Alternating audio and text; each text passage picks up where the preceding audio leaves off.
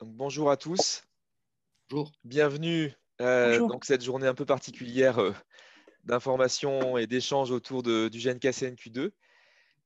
On est très, très heureux bah, de parler de ce gène pour lequel on a un intérêt vraiment particulier, à la fois sur le plan médical, hospitalier, et puis en recherche. Vous allez pouvoir en avoir la preuve. Alors, cette journée, on a voulu, enfin, on en a discuté tous ensemble, les différentes équipes de Marseille que vous connaissez, que vous allez apprendre à connaître.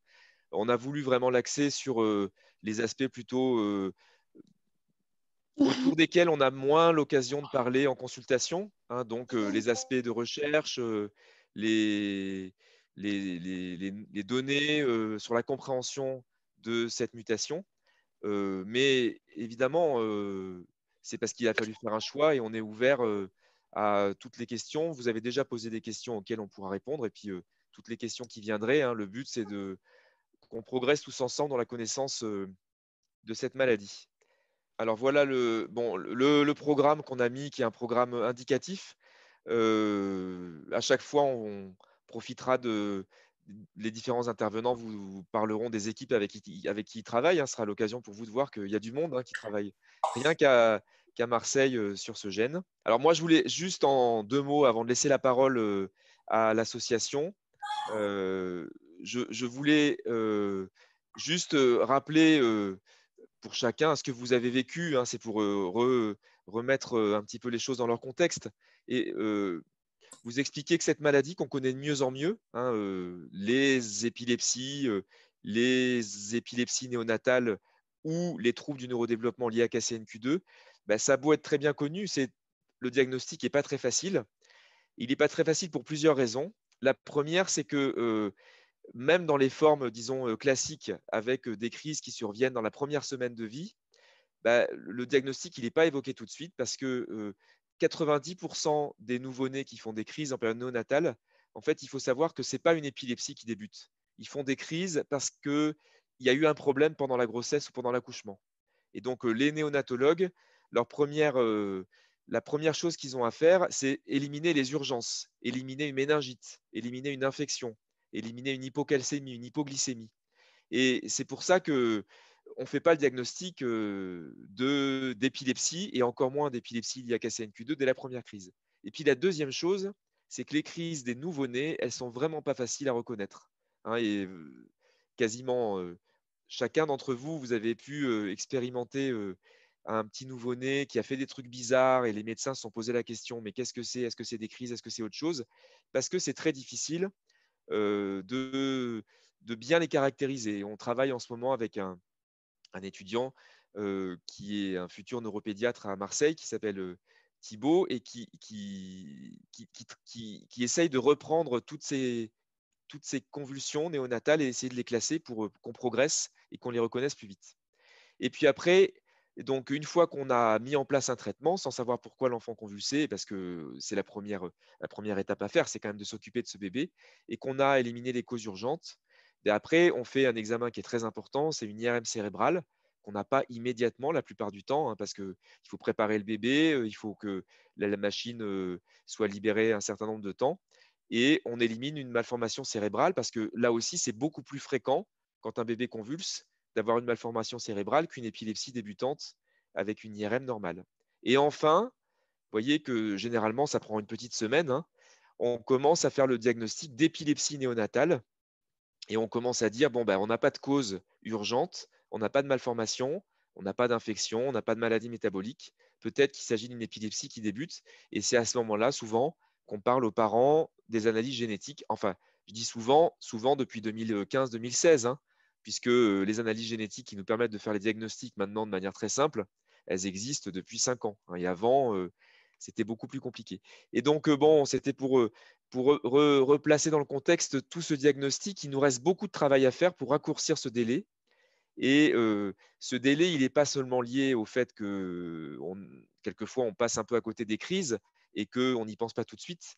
Et ce n'est pas non plus lié à la rareté de la maladie, c'est lié au fait qu'il y a beaucoup de choses à éliminer avant de pouvoir parler d'épilepsie. Parce qu'évidemment, hein, si on parle d'épilepsie et qu'on n'a pas recherché une méningite, bon, ben, c'est préjudiciable pour le nouveau-né.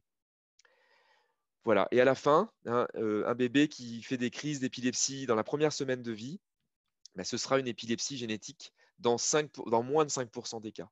Dans 95% des cas, on trouvera soit ce qu'on appelle une cause acquise, un manque d'oxygène, une hypoglycémie, des troubles ioniques, une infection, soit une malformation cérébrale. Voilà. Et puis après, bah, une fois qu'on a avancé un petit peu, hein, disons, pour les bébés qui sont nés il n'y a pas trop longtemps, bah, on a fait la recherche du diagnostic et on en parlera tout à l'heure, comment on fait. Et ensuite, une fois qu'on a trouvé une anomalie de KCNQ2, bah, on fait ce qu'on appelle une annonce du diagnostic, hein, qui est une étape vraiment très importante, j'imagine, pour vous, en tout cas qui l'est pour nous, hein. C'est une étape dont on se rappelle pour chaque patient parce qu'on explique aux patients ce qu'on a trouvé et ce que ça peut vouloir dire. Et là aussi, pour KCNQ2, on est souvent très embêté, hein, puisque ça, vous le savez tous, puisque vous êtes tous en communauté, vous discutez entre vous. Donc un même gène peut donner des tableaux et avoir des conséquences vraiment très différentes, hein. Et même quand on analyse le type de mutation, on a du mal à vraiment envisager ce que ça peut donner en termes d'épilepsie et en termes de développement, hein. Donc, vous savez, peut-être, vous allez entendre parler de tout ça, la génétique, hein. Il y a des mutations de différents types, faux sens ou non-sens. Déjà, ça peut nous orienter un petit peu, mais il y a des exceptions.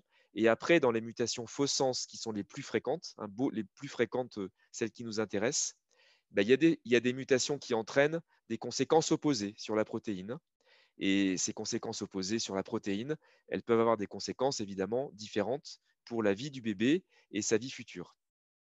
Et puis, même si on tombe 2 fois sur exactement la même mutation, et ben, on peut, et c'est ce que nous ont appris ces bébés, hein, en grandissant, c'est qu'ils peuvent avoir un avenir différent parce que bah, un bébé, ça ne se résume pas à une mutation, hein. Il y a aussi d'autres gènes et puis il y a plein d'autres choses qui se sont passées pendant son développement et qui font que bah, même si on a une mutation précise et même si on connaît déjà un enfant qui a eu la même mutation et qui est plus grand, on ne pourra jamais dire aux parents, c'est exactement ça qui va se passer. On peut donner des grands cadres, mais c'est souvent difficile de faire une annonce aussitôt, hein. Et c'est ce qui est particulier dans les épilepsies néonatales, comme c'est le cas pour KCNQ2, c'est que bah, vous êtes projeté dans un diagnostic de manière hyper brutale, hein. Votre bébé fait des crises, il inquiète très rapidement les médecins, hein. Et c'est pas le cas de beaucoup de troubles du neurodéveloppement, où d'habitude, c'est plutôt les parents qui viennent en disant bah voilà, je suis un petit peu inquiet pour mon enfant, j'ai l'impression qu'il est en retard. La plupart du temps, au début, les médecins rassurent ou disent on faut temporiser, hein. Puis il y a toute une période où les parents sont inquiets et c'est eux qui alertent. Et on arrive au diagnostic et les parents disent ben moi je m'en doutais, hein. Là, pour les épilepsies néonatales, ce qui est particulier, c'est que vous demandez rien à personne et votre bébé non plus, et il fait des convulsions et on part dans des examens, ça va très vite, vous avez beaucoup d'informations et on vous annonce une anomalie génétique qui a des conséquences à long terme sans que vous ayez parfois eu le temps de vous projeter bien dans cette perspective. Voilà, donc c'est vraiment pour nous, médecins, une particularité de ces épilepsies néonatales.